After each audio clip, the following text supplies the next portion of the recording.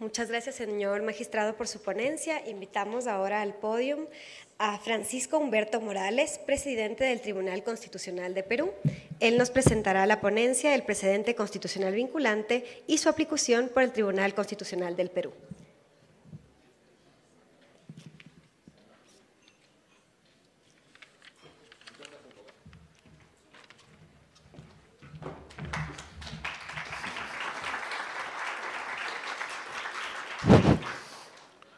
Bueno, muy buenos días.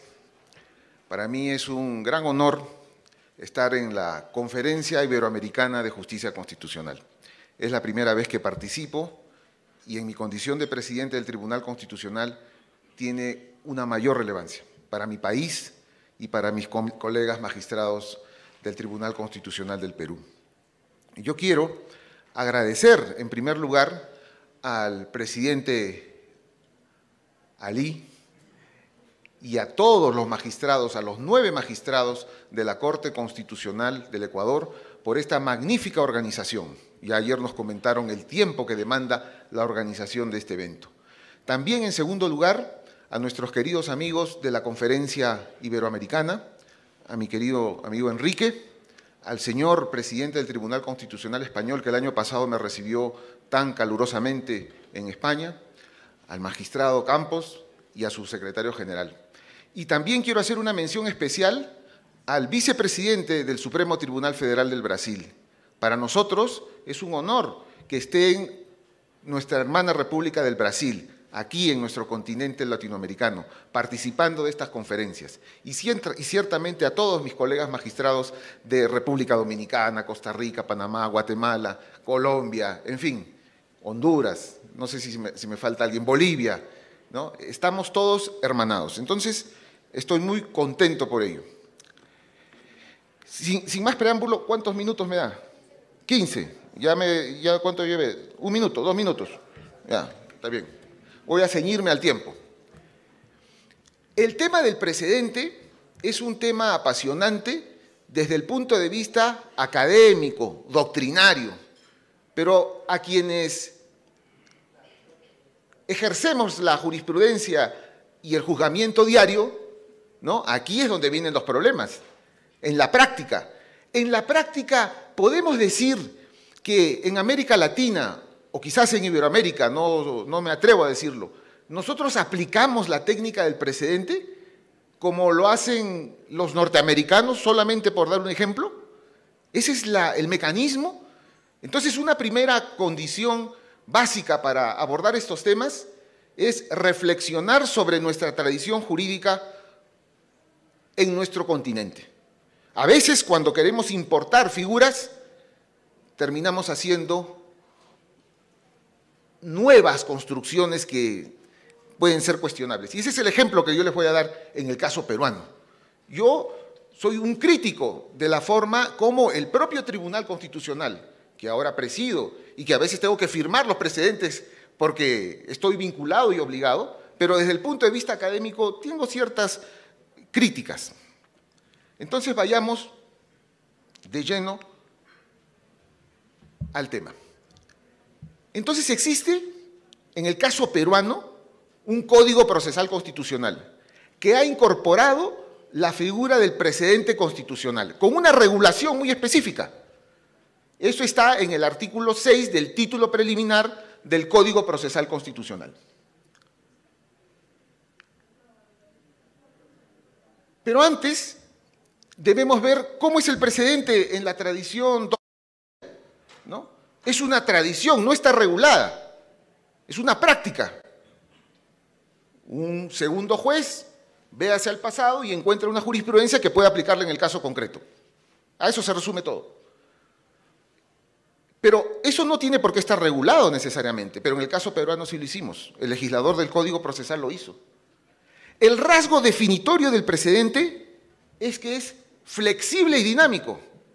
Para eso está el obiter dictum, la ratio decidendi. O sea, el precedente siempre está moviéndose, mutando. Es decir, si un juez dice, ¿puedo seguir o no puedo seguir ese precedente? El segundo juez que tiene un caso similar al primero, ese es el que aplica el precedente. Y ahí se constituye, se configura el precedente. Eso es en la tradición norteamericana. Pero, ¿cómo lo planteamos en el Perú? En el Perú hemos recogido dos normas. Una de España, que la hemos copiado de su ley orgánica del Poder Judicial o del Tribunal Constitucional, yo no me acuerdo bien, donde se dice: los jueces interpretan y aplican las leyes o toda norma con rango de ley y los reglamentos según los preceptos y principios constitucionales, conforme a la interpretación de los mismos que resulte de las resoluciones dictadas por el Tribunal Constitucional. Entonces, hasta ahí estaba bien. En el Perú estaba esta norma. Entonces, toda la jurisprudencia del Tribunal Constitucional es vinculante, sirve, ¿no? Como nos han enseñado y como debería ser. Pues bien, esto fue variado un poco. El Tribunal Constitucional peruano, desde su fundación en 1996, ha publicado 134.000 resoluciones, entre sentencias, autos, resoluciones, 134.000. Actualmente tenemos una carga de 5.000 a 6.000 casos. Pues bien, ¿qué dijo este código? Aquí viene el problema. Las sentencias del Tribunal Constitucional que adquieren la autoridad de cosa juzgada constituyen precedente vinculante cuando así lo exprese la sentencia, precisando el extremo de su efecto normativo, formulando la regla jurídica en la que consiste el precedente. Cuando el tribunal no esté, se puede apartar. Esta fórmula es contraria a la tradición del precedente norteamericano clásico, porque aquí es el tribunal, nosotros los 7, decimos, bueno, en este caso vamos a dictar un precedente, creamos una regla, emitimos la sentencia y todos la deben seguir. Es un precedente de tipo vertical y de obligatorio cumplimiento. O sea, no es como el precedente clásico, donde el segundo juez puede decidir si se aparta, no se aparta, si lo usa. Aquí es obligatorio. Entonces, el tribunal ha hecho una interpretación del precedente constitucional vinculante totalmente diferente a la tradición. No solo el tribunal, sino lo que pasa es que la ley, el legislador lo hizo así. Y así se ha generado un precedente rígido y vertical. Pero, como veremos, este tipo de precedentes no es que los dictemos cada día, no, son muy pocos. Solo en 56 sentencias, desde el año 2004, donde se impuso esta norma, o sea, hace 20 años, solo en 56 sentencias se han dictado una serie de precedentes de este tipo vertical, de arriba para abajo, para que todos lo cumplan.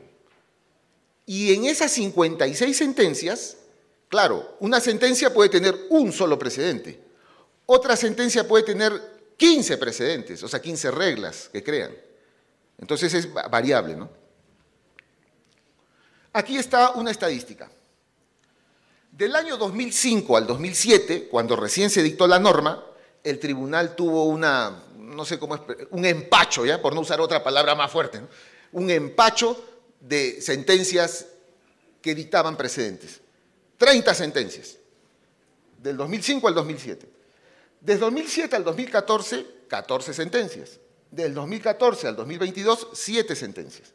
Y desde 2022, que somos nosotros, nuestro colegiado, porque esto está dividido por los colegiados que han habido, solo hemos dictado 5 sentencias.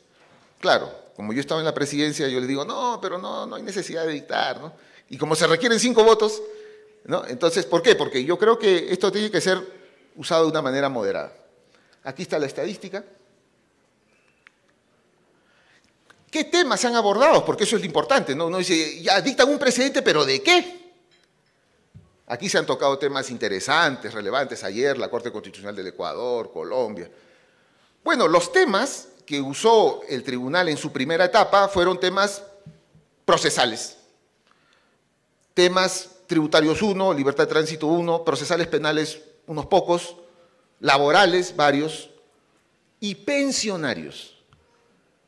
La carga procesal del Tribunal Constitucional peruano en materia de amparo es muy alta en pensiones. Las pensiones es lo que más llegan. Y la preocupación de mis colegas para dictar precedentes justamente son en estos temas pensionarios. Estas 56 sentencias que han abordado diversos temas han planteado efectos de los precedentes. ¿De qué tipos? Efectos generales, efectos particulares, aplicación inmediata. Hemos aplicado un precedente y se ha aplicado inmediatamente. Aplicación futura, precedentes derogatorios. Y aquí viene lo más importante. El presidente del Tribunal Constitucional ha dicho que ellos, el Tribunal Español, es un tribunal de la constitucionalidad y también de la legalidad. En el caso peruano, esto sí, como que todos estamos de acuerdo que es un tribunal de la constitucionalidad, y en el tema de la legalidad siempre ha habido problemas. Pero el tribunal en estos precedentes, en muchos de ellos, vamos a ver ahora una cifra, se ha pronunciado sobre cuestiones de legalidad también. Entonces, ¿qué es lo que yo he visto o lo que podemos concluir en estos momentos sobre cómo se ha aplicado el precedente constitucional en el caso peruano? Primero, creo que se ha sobredimensionado, porque si de 134.000 resoluciones, de las cuales digamos que el 30% son sentencias, porque los demás son improcedencias, ¿no? Solo 56 son precedentes. Quiere decir que la técnica no es real, pues. ¿Por qué? Porque si ustedes ven el bagaje, el acervo de la jurisprudencia del Tribunal Constitucional, la riqueza está en la jurisprudencia, en los procesos de inconstitucionalidad, en los amparos, habeas corpus, que no son precedentes.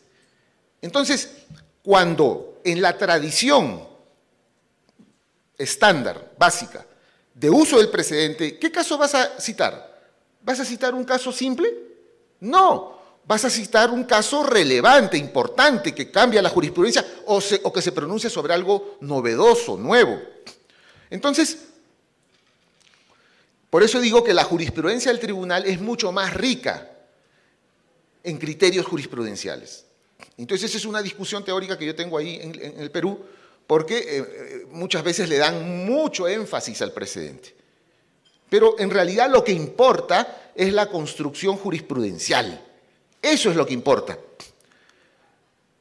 Y además, estos precedentes que hemos dictado nosotros, o sea, digo todo el Tribunal Peruano, Constitucional Peruano, ha sido coyuntural, eran por temas. Por ejemplo, había un tema de una carga procesal gigantesca en pensiones. Entonces decía, vamos a sacar un precedente en pensiones para decir, esto va a la jurisdicción ordinaria, esto va al constitucional. O sea, era una especie de uso para ver grandes volúmenes de casos. Es decir, un uso tipo de descarga procesal. Más que definir temas sustantivos, ¿no? Por ejemplo, consulta previa, ¿no? Nosotros hemos tenido, por ejemplo, tenemos casos de maternidad subrogada. No, ahí no vamos a hacer un precedente, ahí vamos a tener que resolver, por ejemplo. Tenemos pendiente eso. O los casos de habeas corpus de expresidentes, en fin, temas de denegación fáctica, ¿no? Temas sobre el sistema universitario, en fin. De estas 56 sentencias, que como digo, tienen más precedentes, porque cada sentencia puede tener más o uno precedentes, para que ustedes se den cuenta, 33 precedentes abordan temas constitucionales y 61 precedentes de carácter legal, ¿no? Entonces, claro, si somos un tribunal constitucional, en realidad el aporte que nosotros hacemos en nuestra jurisprudencia está cuando interpretamos la Constitución. Sin embargo, debo decir que estos precedentes de carácter legal también han ayudado mucho a uniformizar estos grandes temas de la carga procesal, sobre todo en pensiones y en materia laboral.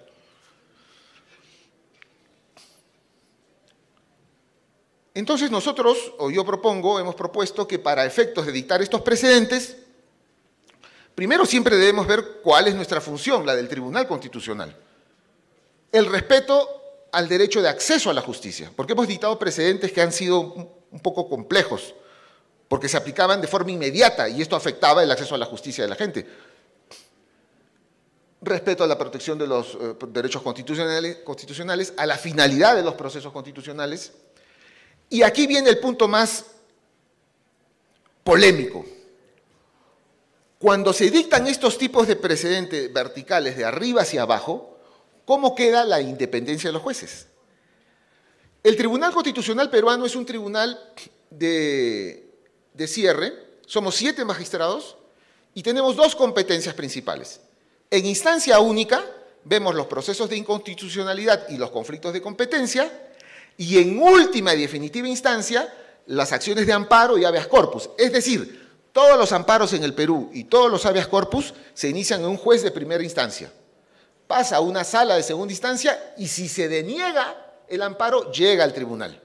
Seguramente como en algunos otros países. Por tanto, ¿qué pasa si el tribunal dice, este precedente, por ejemplo, ha habido un precedente, el caso Huatuco, era un precedente laboral que establecía ciertas condiciones. Se dictó, se aplicó y esto afectó a muchas personas. Yo en lo particular, antes de ser magistrado del Tribunal Constitucional, fui crítico de ese precedente. O sea, lo pulvericé. Ahora, cuando he llegado, aquí mis colegas no quieren apoyarme para derogar ese precedente, así que les hago un llamado para convencerlos. Es mentira, ellos dos sí me apoyan, pero me faltan. Bueno, esas son las... Entonces, ese precedente, por ejemplo, es un precedente que desde nuestro punto de vista de los 3 es malo, pero no tenemos los votos porque se requieren 5 votos para dictar estos precedentes. ¿Y qué pasa si un juez de segunda instancia o primera instancia se aparta? Quiere apartarse. Entonces va a tener problemas, entonces son reacios a apartarse. Entonces, este punto de la independencia de los jueces es muy importante y creo que debemos tenerlo en cuenta. Bueno, aquí hago algunas propuestas de cómo debe modificarse el precedente en mi país, pero ya esto creo que por el tiempo, ¿no? Ya tengo que concluir, ¿no? ¿Cuánto? 3 minutos, está bien. Bueno, esa es la panorámica, queridos colegas, del caso peruano, ¿no?